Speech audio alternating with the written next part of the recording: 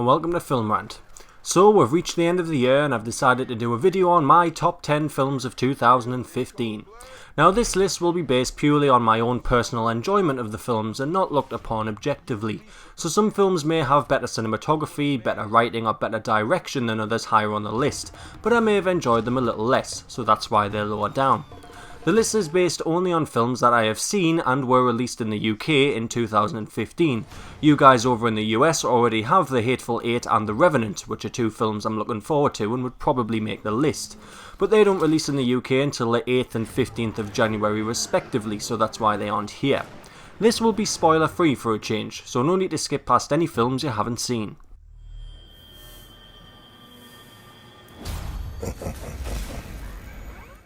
Number 10. Avengers Age of Ultron. Arguably a disappointing entry into the MCU for many, but I enjoyed it quite a lot. Age of Ultron has a lot of flaws, don't get me wrong, but for a superhero action movie I found it hit some good buttons. It didn't really delve into the whole concept of AI very much, and Ultron's creation and motivations were very weak, but I thought it was a perfectly fine addition to the vast Marvel Cinematic Universe. I'll show you something beautiful. My world is fire and blood. Number 9. Mad Max Fury Road. I only watched this last week as the subject matter of the movie just isn't something that particularly grabs my attention. However, I felt I owed it to some of my fans to at least give it a watch and see if it made the list. And would you look at that? It did. Even after watching, I'm still not fully engrossed in the aesthetic and style of Mad Max, but I can't deny that it was a thoroughly enjoyable film to sit through. The non-stop action, little dialogue and exceptional pacing made this a must-see. The story is delightfully simple, and while I don't like the style, I can't say that it isn't impressive. The design of the cars, costumes and characters just scream passion and ambition. It's not something I'd watch again, but it's a very impressive and enjoyable movie.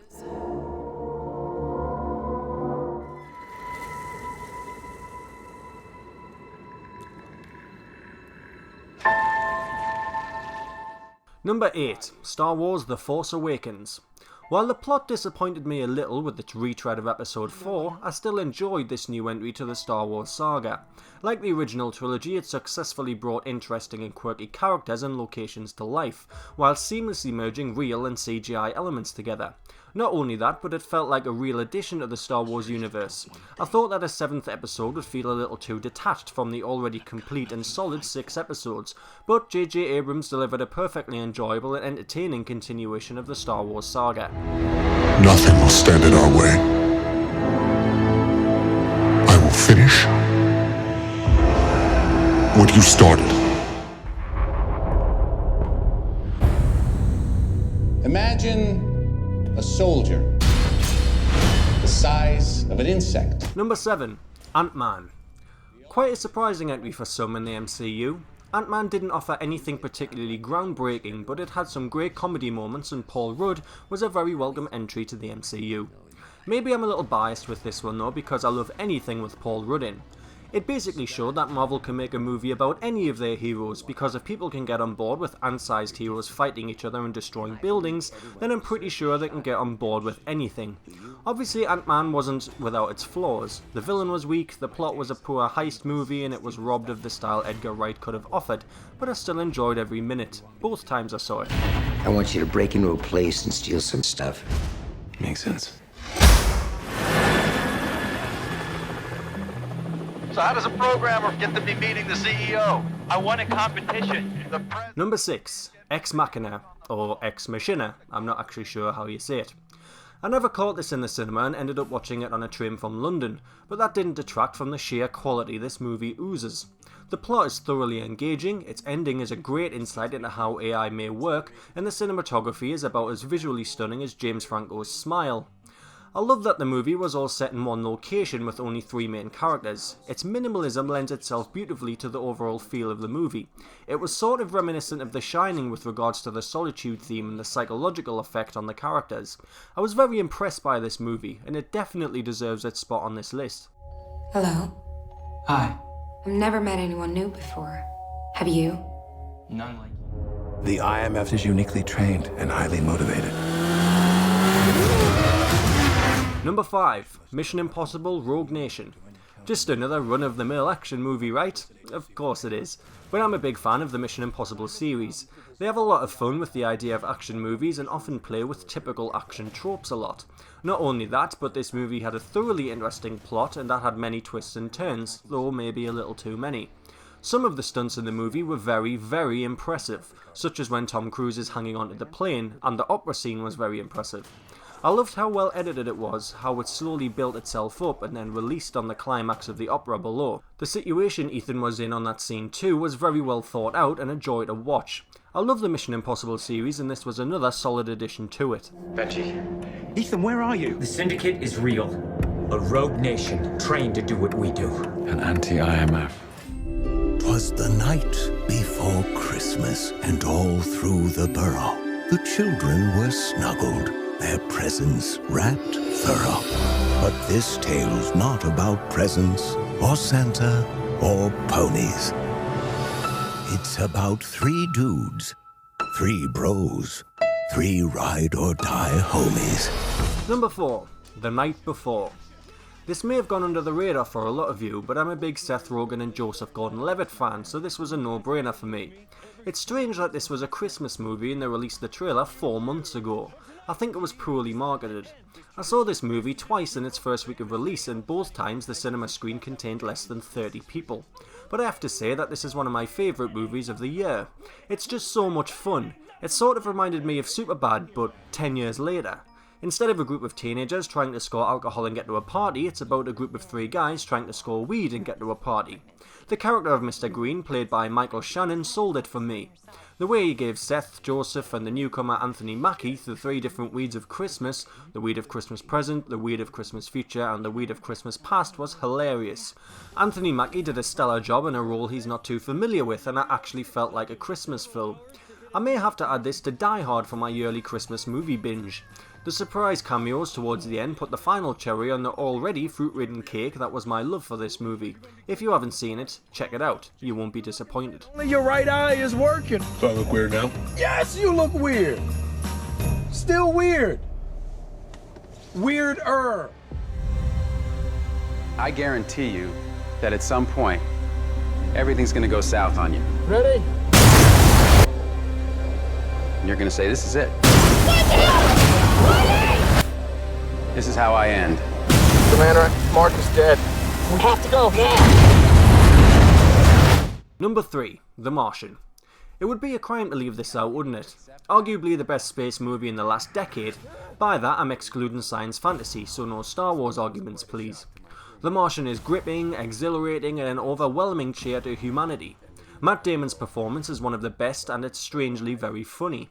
I know the book contains the same comedy too, but if you come into this movie expecting a full Gravity-esque type space drama like I did, the comedy is welcomed but a little jarring. However, The Martian wouldn't be the same movie without it. It oozes character, passion and skill. The world of Mars is perfectly realised and the CGI is flawless. Throughout, you're just willing Matt Damon to survive and make it off Mars. When things go wrong, it's like seeing your sports team miss a chance to score. You recoil in your seat and hold your head in your hands. I really can't see how The Martian would disappoint anybody, and it's an absolute must-see in my book. There must be some kind of way out of here. Okay, so let's do the math. I have enough food to last for 50 days. He's going to starve to death long before we can help. So, I'm gonna have to science the shit out of this. So, Riley, how was the first day of school? Fine, I guess.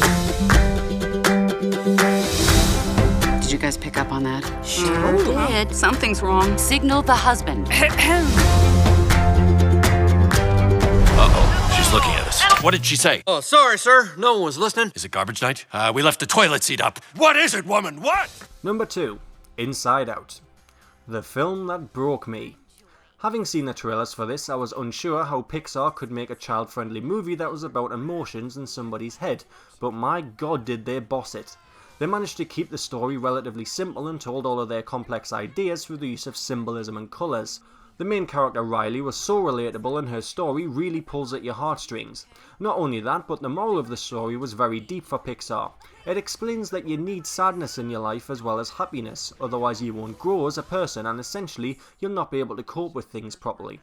Riley needs sadness in order to overcome her problems moving onto a new school and new city. It was bold for Pixar to make a kids film out of the idea of depression, but they smashed it out of the park. Inside Out is a film I'd happily cry to over and over again, and it is a testament to just how talented the people over at Pixar are. If you've not seen it, I strongly recommend you do, as it's arguably one of Pixar's strongest movies to date, right up there with Toy Story and Finding Nemo. A really hairy guy? He looked like a bear. This place is huge. Imagination Land? No way. Dream Productions? Rainbow Unicorn? She's right.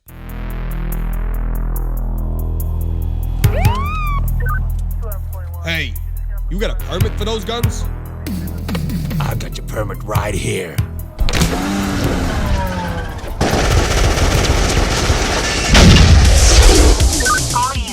Number 1.